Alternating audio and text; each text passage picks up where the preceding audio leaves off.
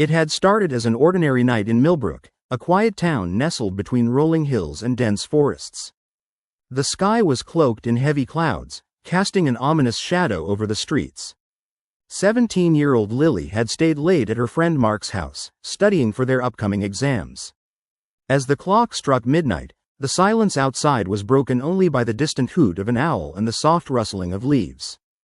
Lily flicked off her desk lamp, feeling an uneasy chill sweep through the room.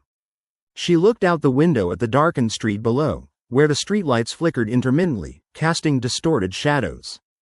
Something about the night felt wrong, an almost tangible sense of foreboding that she couldn't quite put into words.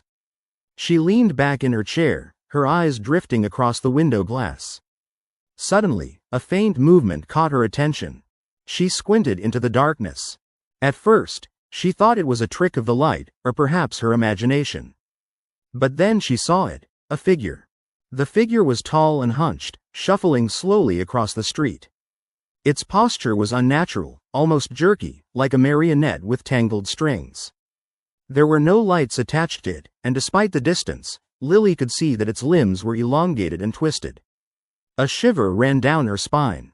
Her hand trembled as she reached for her phone to call Mark, but her fingers fumbled over the screen. Before she could press any buttons, a loud, guttural noise tore through the silence, a chilling, echoing scape that sounded like a gutted animal dragged across gravel. The figure froze for a moment, then one of its limbs jerked forward with an unsettling, robotic rhythm. It began to move toward her house, slowly but purposefully. Lily's heart hammered in her chest.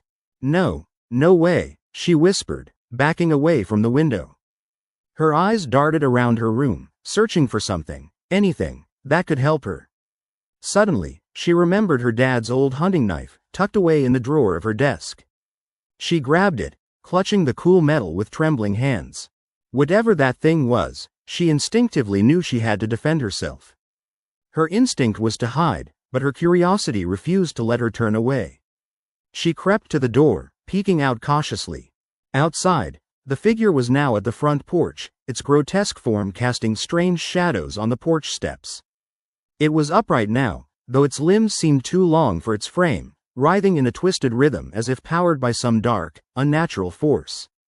Just then, the doorbell rang, once, then once more. Sharp, deliberate, heart pounding faster, Lily froze. Who, or what, could that be? She hesitated, then took a shaky breath and quietly reached for the door handle. Slowly, she pulled it open. Standing there was nothing, just the empty porch and the cold night air. She looked around in confusion. Maybe it was a prank? Or her nerves playing tricks? But a sense of dread lingered, undeniable and thick. Suddenly, from the shadows at the edge of her yard, a figure emerged. It moved with an unnatural grace, limping toward her. Eyes, no, or rather, the absence of eyes, had to be the creepiest part. Its face was a pale, stitched-together mess, skin stretched tight over jagged bone, with a jagged mouth that stretched into a grotesque grin. Eyeless sockets hovered empty but somehow radiated a malevolent intelligence. Lily stumbled back, clutching her knife defensively. "Who are you? What do you want?" The creature's mouth twisted into what looked like a grin, revealing rows of jagged, uneven teeth. Without a sound, it shrank back into the shadows, as if satisfied that its message had been delivered. Lily's mind raced. Who, or what, was that thing? Why was it here? Her gut told her she wasn't safe, not even in her own home. Over the next few days, strange things kept happening. Her windows would be left open despite the cold, strange footprints appeared at night, and the feeling that she was being watched grew unbearable. She started hearing whispers, faint and unintelligible, echoing through her mind when she was alone.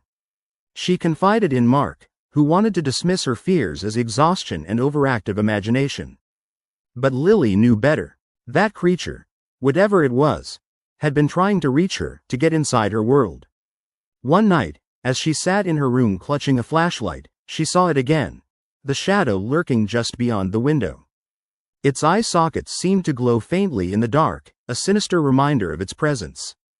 Before she could scream, the figure reached through the glass, elongated fingers curling around the pane, pressing into the fragile surface.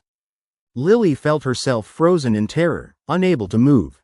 The creature's face appeared inches from hers, its stitched mouth pulled into a horrifying smirk. It leaned closer, whispering in a voice that sounded like 1,000 whispers in unison. Soon.